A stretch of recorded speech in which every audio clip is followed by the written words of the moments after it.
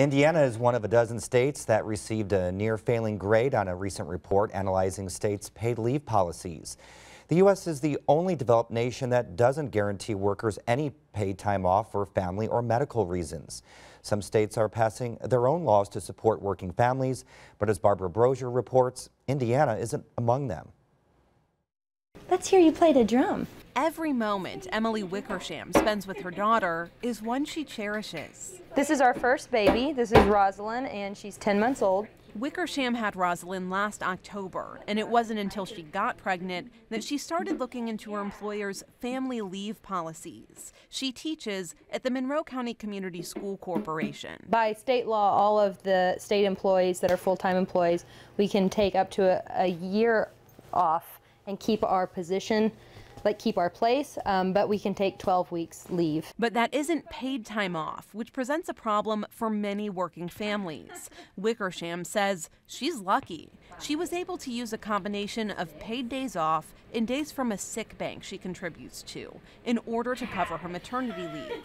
It meant only 3 of the 12 weeks she stayed home with Rosalind were unpaid. I was really glad to even get 12 weeks because I can't imagine how we could have bonded and also for my body to recover and for the baby to be, in this world. I mean, everything is so new, and I know people that go back to work after 2 weeks. For many families, there's no other choice. The Federal Family and Medical Leave Act provides some protections, but only unpaid time off. And it only covers about 60% of workers. It requires employers of a certain size to provide some of their employees with unpaid job-protected time when they have a new child or need to care for a seriously a loved one or deal with their own serious health condition. The National Partnership for Women and Children releases an annual report and assigns each state a grade based on whether they've adopted their own, more generous paid leave policies.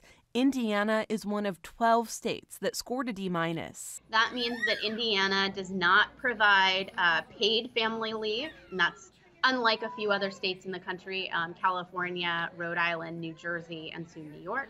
It doesn't provide paid sick days, as a handful of other states do.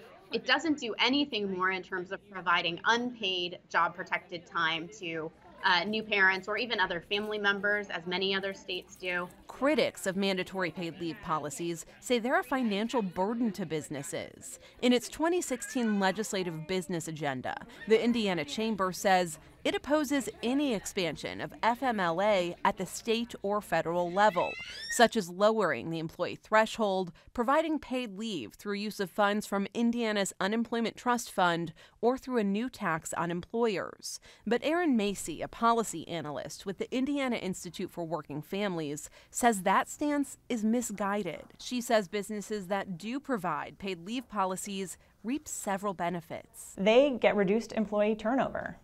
They get high buy-in from their employees. They get high morale. So you see bigger companies that can kind of afford to spread out that leave taking. California, New Jersey, and Rhode Island all have laws offering paid family leave.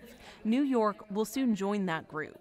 And Macy says there are a number of ways Indiana could start a similar program. We did have legislation that was heard in committee last session to offer a voluntary system of paid family and medical leave that employers could buy into.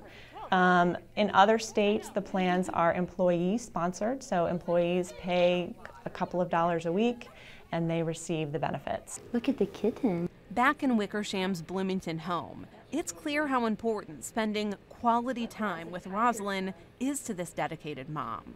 She's hopeful federal and state legislators will put aside politics and give other parents the same chance. I'm not a politician, but I would love to see some policies that that ensure that families get the time that they need to keep a baby healthy. For Indiana Newsdesk, I'm Barbara Brozier.